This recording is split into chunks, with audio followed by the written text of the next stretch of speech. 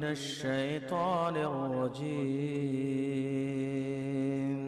بسم الله الرحمن الرحيم. هو الذي جعل لكم الأرض ذلولا فامشوا في مناكبها وكلوا من رزقه وإليه النشور. آمنتم من في السماء أن يخسف بكم الأرض فإذا هي تمور أم أمنتم من في السماء أن يرسل عليكم حاصبا فستعلمون كيف نذير. السلام علیکم ورحمۃ اللہ وبرکاتہ. الحمد للہ والصلاة والسلام علی رسول اللہ وعلى آلہ وصحبہ ومن والاه وبعد. امیر محترم حافظ محمد یحییٰ حفظہ اللہ جو اس مجلس کی صدارت فرما رہے ہیں، ان کے شکریہ اور اجازت سے ان کا یہ خطبہ اختصار کے ساتھ میں آپ کے سامنے رکھنے کی کوشش کر رہا ہوں. آپ نے آپ تمام حضرات کو مخاطب کرتے ہوئے کہا ہے، موقر اراکین جمعیت، اکابرین ملت، کاروان سلفیت کے غیور سپاہیوں، سب سے پہلے میں بارگاہ رب العزت والجلال کے حضور شکر و سپاس کا نذرانہ پیش کرتا ہوں، جس میں ہمیں 33ویں آل انڈیا اہل حدیث کانفرنس منعقد کرنے کی توفیق بخشی. یہ محض اس مولا کریم کی نوازش ہے کہ اس قدر تواتر کے ساتھ اتنی عظیم کانفرنسوں کے انعقاد کی سعادت حاصل ہوتی آ رہی ہے. سچ ہے، اللہ اگر توفیق نہ دے انسان کے بس کی بات نہیں. خدام جمعیت کی نحیف و ناتواں آواز پر آپ کشا کشا یہاں چلے آئے. نہ آپ نے صعوبات سفر کی پرواہ کی، نہ معمولات زندگی کو خاطر میں رکھا، اور نہ ہی سفر کی طوالت کو آڑے آنے دیا. منہج سلف کی اشاعت اور کتاب و سنت کی محبت سے سرشار رام لیلا گراؤنڈ کی وسعتوں میں جوک در جوک من کل حدب ینسلون کا نظارہ پیش کرتے ہوئے ایک بار پھر سما گئے. آپ کی حرکت و نشاط اور مسرور و شادماں چہرے ہمیں حوصلہ دے رہے ہیں کہ آپ سے کچھ من کی باتیں کی جائیں. امیر جمع ہیں، احباب حال دل کہہ لے، پھر التفات دلے دوستہ رہے نہ رہے. تحریک سلفیت کے غیور پاسبانوں، آج دنیا انتہائی پرآشوب دور سے گزر رہی ہے. عدم رواداری اور عدم تحمل کا ماحول تیزی سے فروغ پا رہا ہے. اسی طرح اخلاقی انارکی عام ہے، تربیت کا فقدان ہے، نسلیں برباد ہو رہی ہیں. عالم انسانیت نئے فتنوں سے دوچار ہے. ہم مسلمانوں کی مجرمانہ خاموشی نیز دین اسلام کی خوبیوں کو غیروں تک نہ پہنچانے کا نتیجہ ہے کہ یہ فتنے ہمارے دروازوں پر دستک دینے لگے ہیں اور اسلام کی شبیہ کو بگاڑنے میں لگے ہوئے ہیں. موجودہ دور کا بدترین فتنہ انتہا پسندی اور جدید خارجیت کا فروغ ہے. گلے وفائے جفانما جو حرم کو اہل حرم سے ہے. کسی بت کدے میں بیاں کروں تو صنم بھی بولے ہری ہری. میرے عزیز بھائیوں، آج ہم انتہائی پرآشوب دور سے گزر رہے ہیں.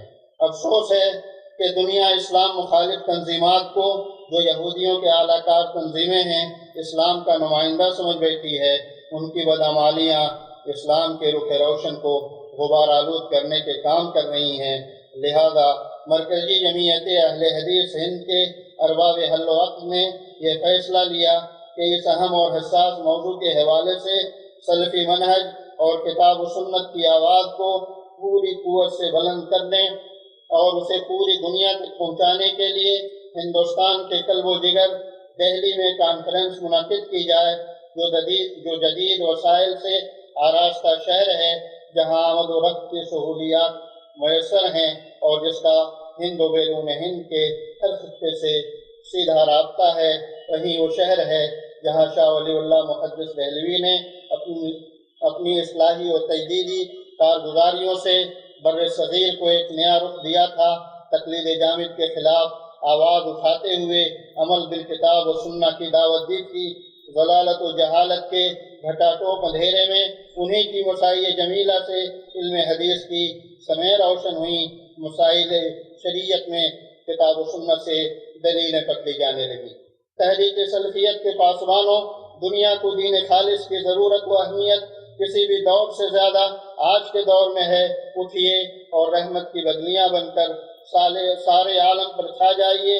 پیاسی دنیا کی امید بھری نگاہیں آپ کی جانب اٹھ رہی ہیں۔ آب زلال کا چشمہ حیواں آپ کے پاس ہے۔ اگر آپ کھڑے ہو جائیں تو پھر باد بہاری آ سکتی ہے۔ چمن کے سزا رسیدہ پتوں میں پھر سے ہریالی پیدا ہو سکتی ہے۔ خلوص و ہمت اہل چمن پہ ہے موقوف کہ شاخ خشک میں بھی پھر سے برغبار آئے۔ آج کی دنیا جس سے ہم مایوس ہو رہے ہیں اور اسے تاریخ کا بدترین دور قرار دے رہے ہیں، حقیقت یہ ہے کہ ہم نے اپنے آپ کو حالات کے رحم و کرم پہ ڈال دیا ہے۔ ہم یہ سمجھ رہے ہیں کہ ساری دنیا میں ایک آواز ہمارے خلاف بول رہی ہے۔ ایسے ہی حالات میں ہم کیا کر سکتے ہیں؟ ہم حواس باختہ ہو رہے ہیں، لیکن مجھے تو اس میں امید کی کرن نظر آ رہی ہے۔ اللہ تعالیٰ دعوت کے لیے ماحول سازگار بنا رہا ہے۔ دعوت ارشاد کے نئے دروازے کھل رہے ہیں۔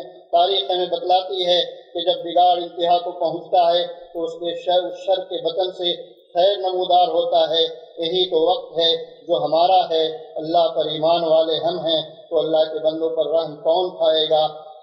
اس کے بندوں کو دنیا و آخرت کی لعنتوں، مصیبتوں، جھگڑوں، فساد، بدامنی اور دہشت گردی سے کون بچائے گا؟ بندوں کو ان کا بھولا ہوا انسانیت کا سبق کون سکھائے گا؟ اللہ اس کے بندوں کے حقوق کون بتلائے گا اور ان کا حق کون ادا کرے گا؟ یہ تو وقت ہے کام کرنے کا، لگی ہوئی آگ بجھانے اور سسکتی ہوئی مظلوم انسانیت کو نجات دلانے کا۔ ظلم و زیادتی اور دہشت و وحشتناک ماحول کو اسوہ محمد صلی اللہ علیہ وسلم کے پیغام امن و عاشقی اور اخوت و محبت سے بدل ڈالنے کا، گالیاں سن کر دعائیں دینے کا، پتھر کھا کر پھول برسانے کا، در بدر کر دینے والوں کو پناہ دینے کا۔ میرے عزیز بھائیوں، تنظیمی زندگی کو اسلام میں خصوصی مقام حاصل ہے۔ اللہ کے رسول صلی اللہ علیہ وسلم نے فرمایا، اذا خرج ثلاثة فی سفر فلیؤمروا واحدهم، جب 3 آدمی سفر میں نکلیں تو اپنے میں سے ایک کو امیر بنا لیں۔ امام ابن تیمیہ رحمہ اللہ فرماتے ہیں، جب جماعت کی کم ترین تعداد میں ایک کو امیر بنا لینا واجب ہے تو بڑی تعداد میں بدرجہ اولا جماعت بندی واجب ہوگی۔ حضرت صلی اللہ علیہ وسلم نے فرمایا، میں آخری نبی ہوں، میرے بعد کوئی نبی نہیں آنے والا، ہاں عمرہ ہوں گے جو ایک دوسرے کے بعد آتے رہیں گے۔ صحابہ کرام نے پوچھا، ایسی صورت میں آپ ہمیں کیا حکم دیتے ہیں؟ آپ صلی اللہ علیہ وسلم نے فرمایا، اپنے پہلے امیر کی بیعت پہ قائم رہنا اور امیر کی حیثیت سے جو حق تمہارے اوپر بنتا ہے اس کی ادائیگی کرتے رہنا، اس لیے کہ رعایا کے حقوق کا محاسبہ خود اللہ ان سے کرے گا۔ یعنی تمہیں اپنے حقوق لینے کے لیے جد و جہد کرنے یا کسی طرح خلفشار بہتا کرنے کی ضرورت نہیں۔ اسی طرح آپ نے فرمایا، من رأى من اميره شيئا يكرهه فليصبر، جو شخص اپنے امیر سے کوئی ناپسندیدہ بات دیکھے تو اسے صبر کرنا چاہیے۔ حضرت عبادہ بن صامت رضی اللہ تعالیٰ عنہ فرماتے ہیں، ہم نے حضرت صلی اللہ علیہ وسلم سے سمع و طاعت پر بیعت کی، خواہ ہمیں پسند ہو یا نہ ہو۔ ہم ان امراء سے قیادت و سیادت کے معاملے میں نہ الجھیں۔ آپ صلی اللہ علیہ وسلم نے فرمایا، اگر تمہارے اوپر کوئی حبشی غلام بھی امیر بنا دیا جائے جو انتہائی درجہ بدصورت ہو، اس کا سر کشمش کی طرح چھوٹا اور ناہموار ہو، پھر بھی اس کی بات مانو اور اس کی اطاعت کرو۔ نبی کریم صلی اللہ علیہ وسلم کا فرمان ہے جماعت کو تھامے رہنا، کبھی اختلاف نہ کرنا۔ جو جنت کا خواہش مند ہو اسے جماعت کے ساتھ جڑے رہنا چاہیے۔ اسی طرح آپ نے فرمایا، ایک امیر کی قیادت اکٹھا ہونے کی صورت میں دوسرا اگر اس کی دعویداری کے لیے کھڑا ہو تو اس کی گردن مار دو۔ حضرت عبداللہ بن مسعود رضی اللہ تعالیٰ عنہ فرماتے ہیں کہ جماعت کے اندر 1000 خرابیاں ہوں پھر بھی وہ اختلاف سے بہتر ہے۔ کاروان سلفیت کے جیالوں، میں بڑی صراحت کے ساتھ کہنا چاہتا ہوں کہ جماعت کی تربیت پر توجہ دینے کی ضرورت ہے۔ عشوائی انداز میں دعوت و ارشاد کا کام نہیں ہونا چاہیے، بہت ہی منظم انداز میں اسے انجام دیں۔ اسلام کی خالص روح لوگوں کے سامنے پیش کریں۔ دین اسلام کی آفاقی تعلیمات کو عام کرنے کے لیے تن من دھن سے لگ جائیں۔ اتحاد و اتفاق، اخوت و محبت کو عام کریں۔ رشتہ داروں کا حق ادا کریں، پڑوسیوں کا خیال رکھیں۔ خواتین کے حقوق کی پاسداری اور ان کی داخلی و خارجی فتنوں اور مصیبتوں سے بچانے کی جتن کریں۔ بچے بچیوں کے فلاح و بہبود کے لیے منصوبہ بند کام کریں، اور اس سلسلے میں سب سے بنیادی کام قریہ محلہ محلہ مکاتب قائم کریں۔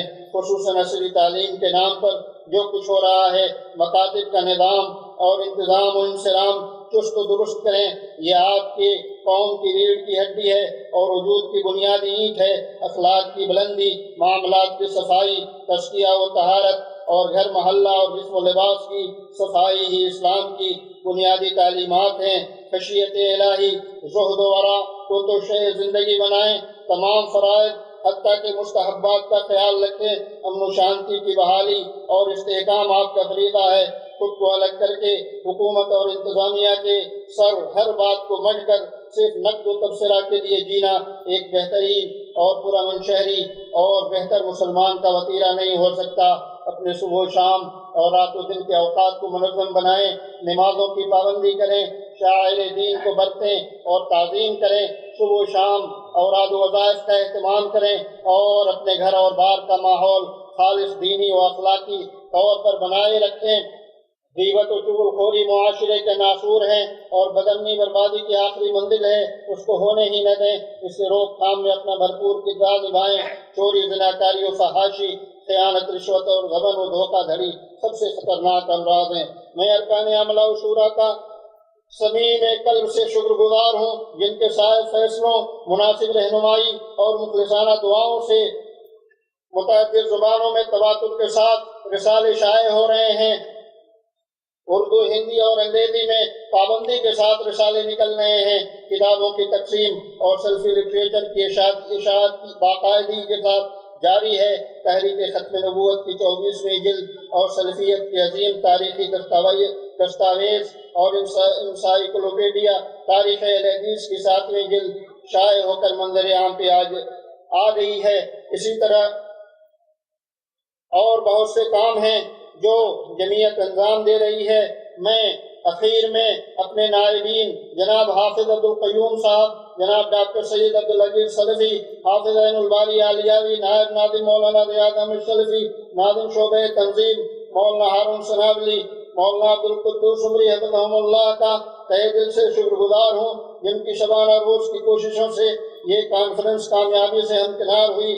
اسی طرح میں اپنے زیرت اور دانا ناظم مالیات جناب وکیل پرویز صاحب کا بھی شکر گزار ہوں، جن کی کوششیں مسلسل اس کانفرنس کو کامیاب بنانے میں لگی ہوئی ہیں۔ میرے شکریہ کے خصوصی مستحق آسمان خطابت کے درخشندہ ستارے، فاضل مقررین، اسی طریقے سے مقالہ نگاران، مدعوین خصوصی اور معزز اراکین استقبالیت ہیں۔ اسی طرح صوبائی، ضلعی، شہری اور مقامی جمعیات کے جملہ اراکین شورا و عاملہ اور ان کے معاونین کا شکریہ ادا کرنا اپنا خوشگوار فریضہ تصور کرتا ہوں، جن کے مادی اور معنوی تعاون نے ہر قدم پر ہمت بڑھایا اور جن کی مخلصانہ دعاؤں نے ہمیں قوت بخشی۔ بیرون ہند مقیم ہمارے بھائی بھی ہمارے خصوصی شکریہ کے مستحق ہیں، جو برابر رابطے میں رہے اور مخلصانہ مشوروں سے ہمیں نوازتے رہے۔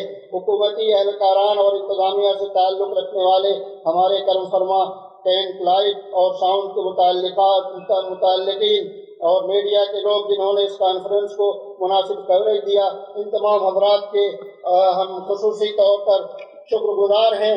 اور اب آخر میں رب ذوالجلال و اکرام سے دعا کرتا ہوں کہ اس کانفرنس کو ملک و ملت کے لیے خیر کا نقیب بنائے، دوریاں مٹیں، انسانیت کو فروغ حاصل ہو، محبتیں بڑھیں اور شدت پسندی کا خاتمہ ہو اور ہر طرف امن و سلامتی کا راز ہو۔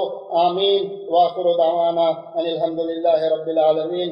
خادم جماعت محمد ابن حافظ حمد اللہ شاوڑہ دہلوی، امیر مرکزی جمعیت اہل حدیث ہند۔ السلام علیکم ورحمۃ اللہ۔